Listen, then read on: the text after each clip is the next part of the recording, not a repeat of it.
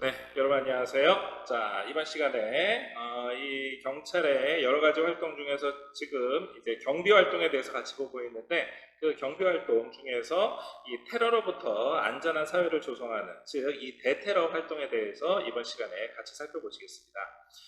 우리나라는 여러분들 잘 아시는 것처럼 남북 서로 대치되어 있는 상황이기 때문에 기본적으로 이 테러와 관련된 이 대테러 활동에 대해서 이제 각별히 신경을 쓰고 있을 뿐더러 더 나아가서 경찰, 군, 또 정부와 관련된 뭐 국가정보 이렇게 다양한 기관들이 항상 24시간 항상 긴장된 상태로 이 대테러 활동에 임하고 있습니다. 그래서 최근에는 북한에 의해서 일어나고 있는 테러는 점점 줄어들고 있지만 이 북한과 관련되어 있는 테러 말고도 이제는 사회가 워낙 국제사회가 점점 복잡해지고 그리고 각종 다양한 이 다원화 성격에 의해서 전 세계의 과거의 냉전 체제가 무너지면서 발생하게 되는 다양한 이 근본주의 테러 집단들이 점점 증가를 하고 있고 그 중에 일부 즉 우리하고 그동안 굉장히 거리가 멀다라고 생각됐었던 이러한 테러들이 종종 발생을 할 수 있기 때문에 역시 긴장의 끈을 놓지 않고 있습니다.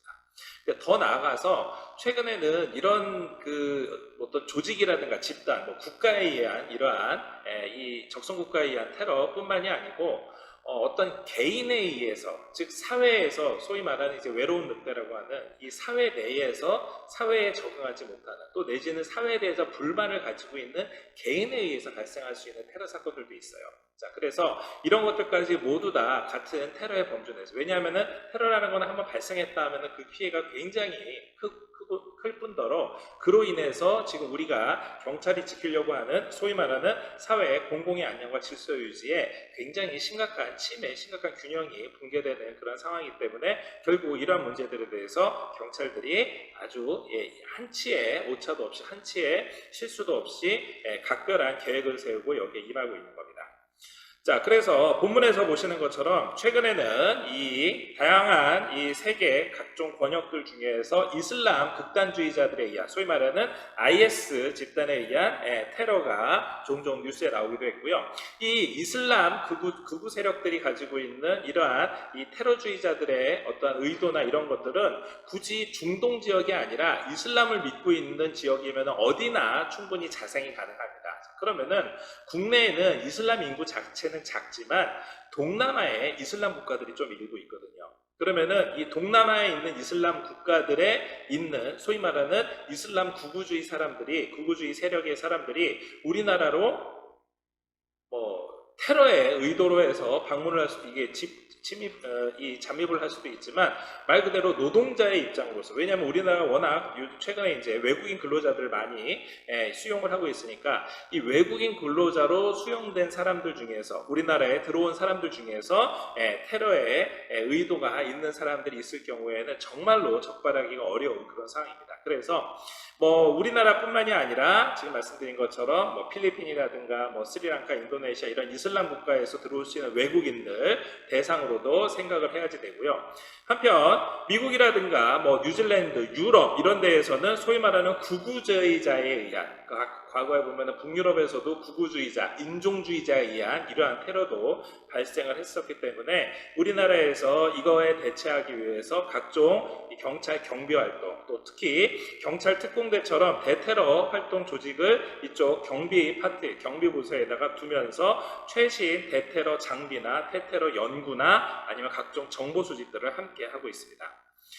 자, 먼저 첫 번째 챕터에 나와 있는 것처럼 국내외 테러 정서를 보시면 정세를 한번 분석을 해보면은 전 세계적으로 약 60여 국에서 연간 1,600건이 넘는 테러와 7,000명이 넘는 사망자가 발생을 하고 있습니다.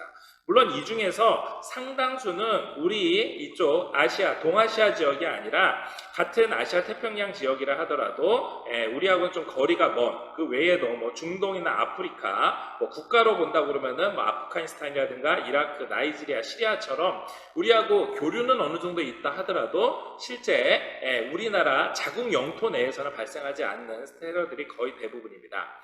자, 그런데 말씀드린 것처럼 이러한 이슬람 국가들 내에서 발생할 수 있는 테러에 어떻게 보면은 한국인 주재원들, 한국인 유학생들, 거기에 상업 활동을 하기 위한 현지 교민들은 분명히 테러의 위협에 노출될 수가 있죠.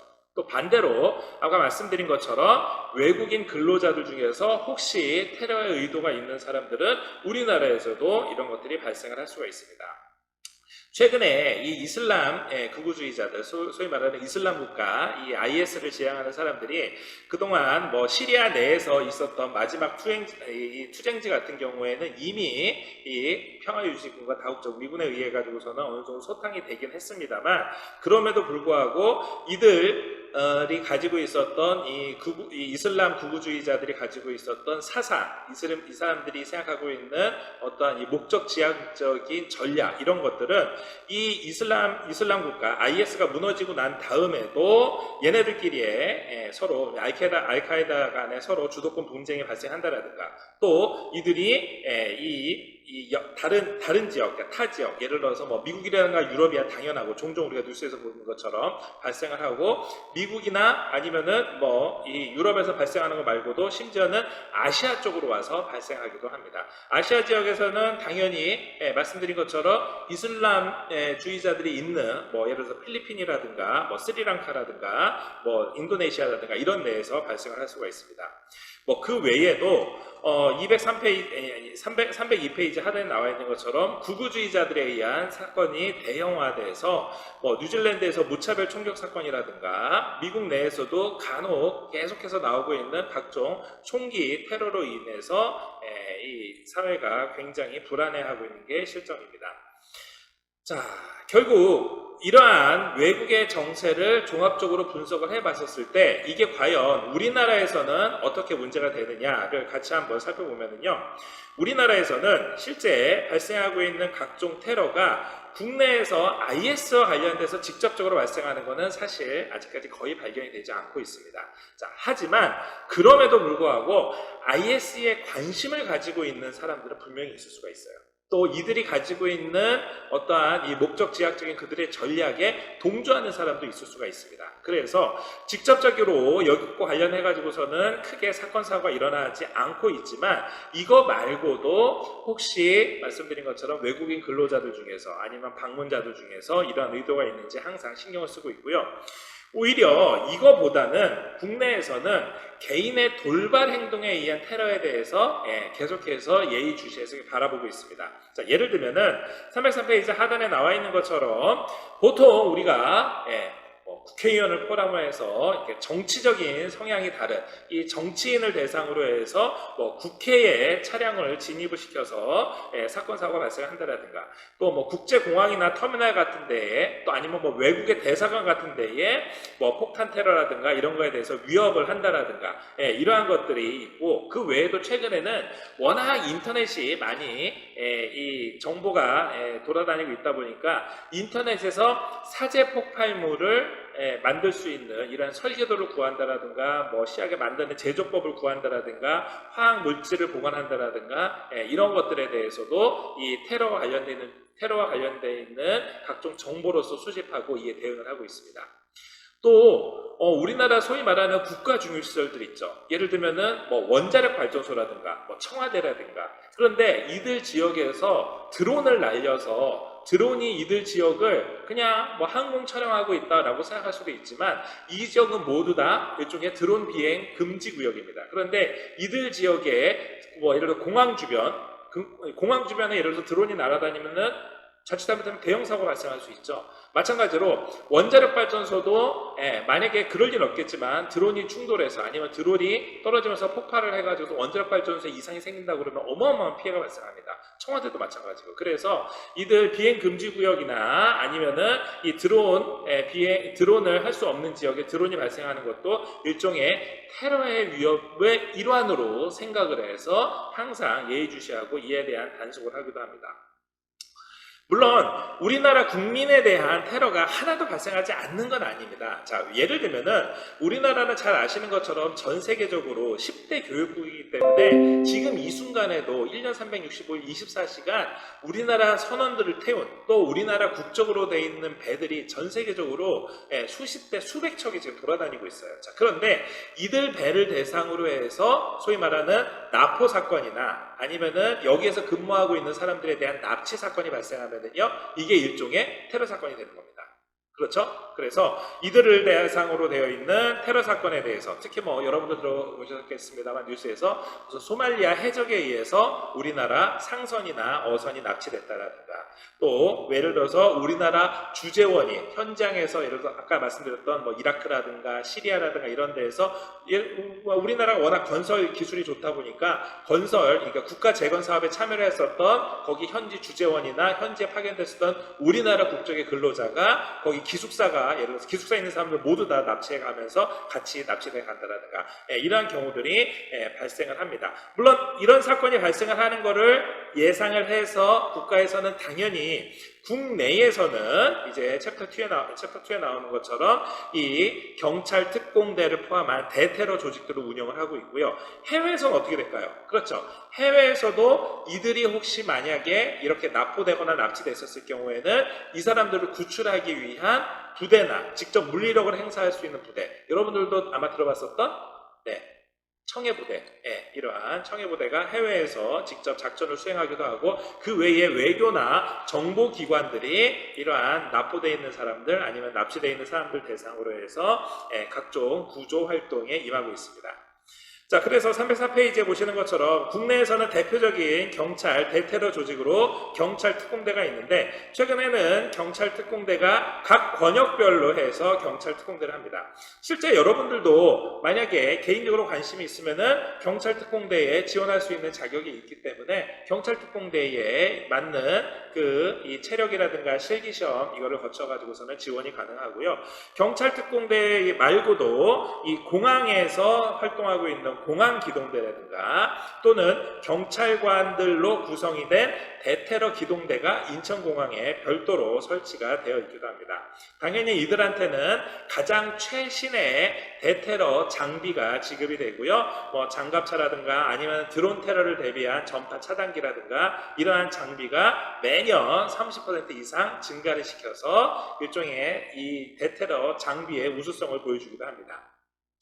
그 외에도 경찰이 대테러 활동과 관련되어 있는 각종 규칙이나 매뉴얼 이런 것들도 새로 개정하거나 아니면 재정비하고 있는데, 대표적인 게 최근에 우리가 앞서 말씀드렸던 것처럼 혹시 개인에 의해서 발생하게 되는 소위 말하는 이 외로운 늑대들이나 아니면은 개인의 돌발 행동, 사회에 대한 불만, 아니면 뭐 정치인에 대한 정치 성향에 대한 불만, 또 그 외에 국제적으로 봤었을 때 뭐 일본 대사관이라든가 미국 대사관처럼 주요 국가에 대한 불만, 이러한 것들을 대상으로 해서 혹시 있을지 모르는 테러, 뭐 그래서 대표적인 게 인터넷에서 돌아다니고 있는 뭐 폭발물 제조. 근데 인터넷에서 돌아다니고 있는 폭발물 제조법뿐만이 아니라 최근에는 화학 테러와 관련되어 있는 거, 아니면 생물학 테러와 관련되어 있는 게, 사실 어떻게 보면 이쪽 분야의 전문 지식이 조금만 가지고 있는 사람이면은 여기에 추가적으로 자기가 따로 공부를 한다든가 연구를 한다든가 해외 자료를 통해서 시범적으로 만든다 그러면은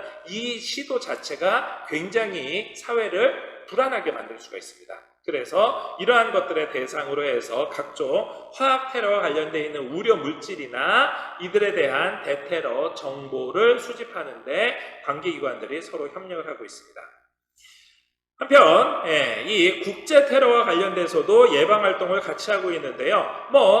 대표적으로 해외에서 각종 대테러 정보들, FBI라든가 인터폴이라든가 또 각 국가마다 가지고 있는 정보기관들이 있습니다. 예를 들어 일본 같은 경우에는 내각조사실이라든가 아니면은 중국 같은 경우에는 공안조사부라든가 이렇게 해서 각 국가마다 가지고 있는 이 정보기관들하고 서로 계속해서 국가 간에 이 혹시 대테러와 관련되어 있는 최신 정보들을 업데이트하고 계속해서 수집을 하고 있고요. 특히 지난번에 우리가 아마 수업 시간에 봤었던 것처럼 우리나라와 아세안 국가들하고 소위 말하는 신남방 정책에 의해서 아세안 10개국들하고 계속해서 교류를 해야지 되는데 이들 나라들과 교류가 많아지면 많아질수록 바로 우리의 주재원들이라든가 우리의 유학생들이라든가 아니면은 소상공인들이 많은 왕래를 할 수밖에 없고 이들을 대상으로 혹시 발생할지 모르는 대테러 사건의 피해를 사전에 방지하기 위해서 이 아세안 국가들하고도 테러와 관련되어 있는 정보를 계속해서 수집하고 있습니다. 그 외에도 각종 테러 취약시설이라든가 아니면은 국가 중요시설에 대한 안전관리에도 소홀함이 없이 하고 있는데 잘 아시는 것처럼 우리나라는 뭐 인천국제공항, 김포국제공항 말고도 국가 전체 내에서 국제공항으로 또 국제항만으로 사용하고 있는 중요한 기점들이 있습니다. 특히 일반 화물들이 들어가고 있는 기착점들이 아니라 승객들이 드나드는 기착점들이 있어요. 뭐 말씀드린 것처럼 인천공항이라든가 뭐 김포공항, 뭐 제주공항 같은 경우에는 무사증으로도 입국이 가능하잖아요. 제주 지역에 한해서. 그래서 이들 지역 같은 경우에는 사실상 그냥 비행기가 자기의 나라가 뭐 이 제3국가라 하더라도 제3국가에서 제주도 가는 비행기만 있으면은 또 내지는 중국을 경유해서 제주도에 도착하면은 그냥 거기에서 지정된 시간 동안에는 우리나라에 머물 수가 있는 겁니다.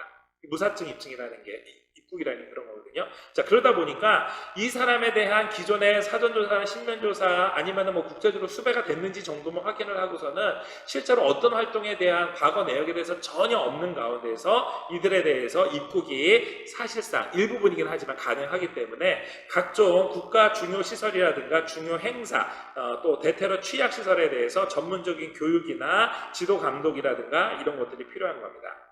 또 관련되어 있는 각종 연구, 세미나, 각종 정보 수집 같은 게 필요하고요. 최근에는 말씀드렸던 것처럼 화생방과 관련돼서 이 각종 정보를 수집해서 활용하기도 하고 306페이지에 나와 있는 것처럼 또 이 드론과 관련돼서 관련 대테러 연구가 많이 진행이 되기도 했습니다. 그 외에도 각종 해당 관계 기관에 있는 뭐 이 서장급들, 소위 말하는 지휘관들 대상으로 해서 각종 교육을 하기도 하고요. 또 경찰 특공대 같은 경우에는 국내에서만 훈련을 받는 게 아니라 미국 스와트 팀의 교관이라든가 아니면은 K9이라는 경찰견들이 있습니다. K9 경찰견들은요. 경찰견 있습니다. 경찰견들은 군견처럼 훈련을 받아가지고 주로 마약물이나 폭발물 탐지를 받은 교육을 받은 이 경찰견들 K9 팀들이 있습니다. 그래서 이들 팀에 대한 교육 훈련들도 이 해외의 교류를 통해 가지고 그 역량을 계속해서 키워나가고 있습니다. 자, 이러한 각종 대테러 활동들에 대해서 같이 살펴봤고요. 마지막으로 이 대테러 활동의 챕터 3에 나와 있는 것은 청원경찰입니다. 자, 갑자기 이게 대테러 활동인데 왜 청원경찰이 나왔나 싶겠지만 실제 이 청원경찰이라는 거는 애초에 생긴 연원부터 살펴보면은요, 이 청원경찰이라는 제도 자체는 1962년도서부터 만들어졌습니다. 물론 전면 개정을 통해서 우리가 알고 있는 뭐 은행에서 지금 근무하고 있는 청원경찰이라든가 이런 것들이 실제로 많이 배치가 된 거는 1970년대 들어와서예요. 그런데 애초에 첫 제도가 만들어진 거는 이미 60년대부터 만들어졌기 때문에 굉장히 역사적으로 연원이 긴 제도입니다. 그런데 그 당시에 1962년에 청원경찰을 왜 만들었을까요? 바로 그 당시에 한국 사회가 아직까지는 국가 중요시설을 모두 다 경찰을 파견해서 지키기에는 국가 예산이라든가 인력적인 측면이라든가 교육훈련 측면에서 아직까지는 그 정도로 많이 준비가 되어 있지 않았었습니다. 그런데 그 당시에도 1960년대라 하더라도 1970년대라 하더라도 국가 중요시설이 없었을까요? 있었겠죠. 물론 청와대처럼 소위 말하는 각급 1급 중요시설은 당연히 경찰이 조직을 만들어서 하죠. 하지만 그거 말고 일반적으로 화력발전소라든가, 이때는 원자력발전소가 없었으니까 화력발전소라든가, 또 예를 들어서 방송국, 자, 이런 시설 같은 경우에는 당연히 이들 시설이 갑자기 제 기능을 못했을 경우에는 굉장히 사회적으로 혼란이 일어나기 때문에 당연히 국가 중요 시설이지만 여기에 모든 경찰 병력을 다 배치를 해가지고 지키기에는 말씀드린 것처럼 1960년대, 70년대 우리나라 경찰의 사정이 거기까지 여유가 없었던 거죠. 자, 그래서 청원경찰제도를 왜 만들었느냐?